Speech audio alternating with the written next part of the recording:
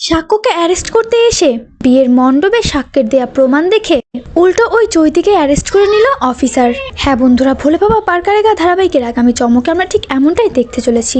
বিয়ের আসরে এসে সাক্ষ্য চৈতির সামনেই ঝিলকে বিয়ে করতে যায়, যেটা কোনোভাবেই চৈতি মেনে নিতে পারে না। অনেক বছর আগে থেকে চৈতি সাক্ষ্যকে ভালোবাসে, আর এই সাক্ষ্যকে পাওয়ার জন্য চৈতি কত কিছুই না করলো, এমনকি মিথ্যে বলে ঝিল এবং সাক্ষ্যের সম্পর্কটাও নষ্ট করলো।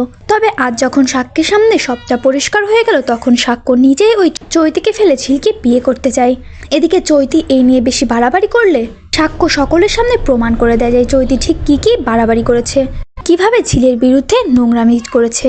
সবটা শোনার পরে তো চৈতি আর কিছু ভেবে পায় না, কিভাবে বিয়ে আটকাবে তা ভেবে না পেয়ে সবশেষে থানায় চলে যায়। আর থানায় গিয়ে অফিসারদের বলে সাক্ষ্য আমাকে বিয়ে করতে চেয়ে মণ্ডপ অবধি নিয়ে গিয়ে আমাকে অপমান করেছে, ও আমাকে বিয়ে করতে অস্বীকার করেছে।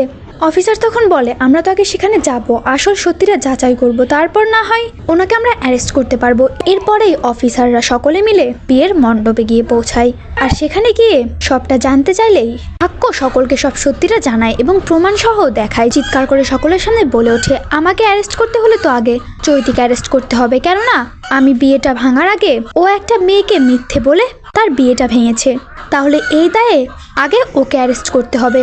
এই বলে সব সত্যিটা অফিসারদের সামনে তুলে ধরে সাক্ষ্য।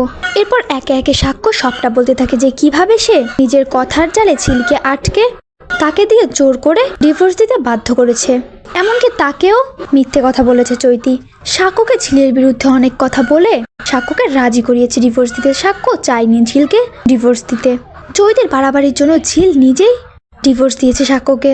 সাক্ষ্যের দেয়া সমস্ত প্রমাণ দেখে অফিসার রেগে গিয়ে চৈতিকে বলে ওঠে এবার তো আপনাকে অ্যারেস্ট করতে হবে, আপনি যে এতগুলো চক্রান্ত করেছেন তার জন্য আপনাকে অ্যারেস্ট করতে হবে। উনি তো কোনো অপরাধ করেননি, উনি তো নিজের বউকে আবার বিয়ে করছেন। যে কথা শুনে তো চৈতি পুরো ফেঁসে যায়। চৈতি এখন নিজেকে কি করে বাঁচাবে ভেবেই পায় না। অন্যদিকে সাক্ষ্যর বাবারাও ভীষণ খুশি হয়ে যায় যে চৈতির মতো মেয়ের সঙ্গে এমনটাই হওয়া উচিত। অন্যদিকে চৈতির বাবা মা হাজার চেষ্টা করেও চৈতিকে বাঁচাতে পারে না। তো বন্ধুরা, এবার যদি সত্যিই এমনটা হয়, অফিসাররা বিয়ের মণ্ডপে সকলের সামনে সাক্ষ্যকে অ্যারেস্ট করতে এসেও উল্টো ওই চৈতিকে অ্যারেস্ট করে নেয় সাক্ষ্যর দেওয়া প্রমাণ দেখে, তাহলে সেটা দেখতে তোমাদের ঠিক কেমন লাগবে জানিয়ে দাও কমেন্টে তোমাদের মতামতটি। আর চ্যানেলে নতুন হয়ে থাকলে অবশ্যই চ্যানেলটি সাবস্ক্রাইব করতে একদমই ভুলবে না।